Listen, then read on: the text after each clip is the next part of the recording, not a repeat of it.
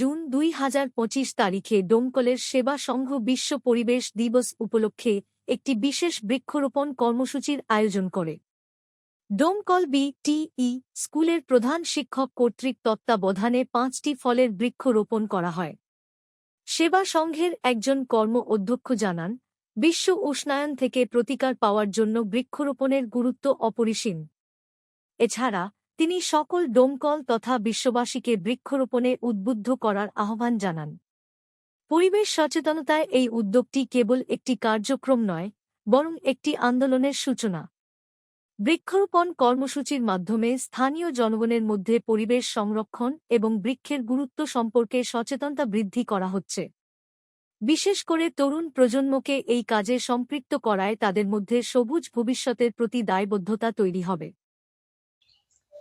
আজকে 5ই জুন বিশ্ব পরিবেশ দিবস।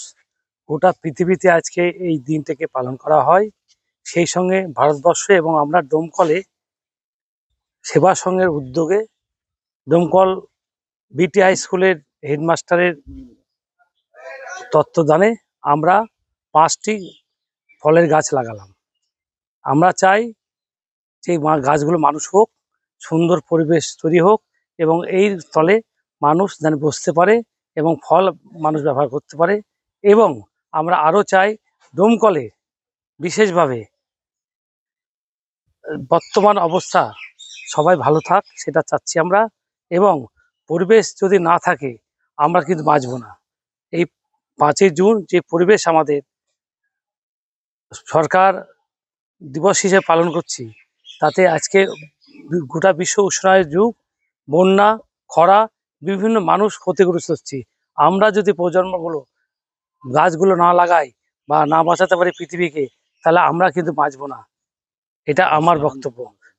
সবাই গাছ লাগান, সবারই জীবন বাঁচান। সবার কাছে ডোমকলবাসীর কাছে অনুরোধ করব, আপনারা একটা করে গাছ লাগালেও আমরা সবাই উপকৃত হব। পরবর্তী প্রজন্ম যেন এই গাছগুলো থাকবে এবং তাদের যে হাওয়া বাতাস, রৌদ্র, জল থেকে আমরা রক্ষা পাবো। ধন্যবাদ।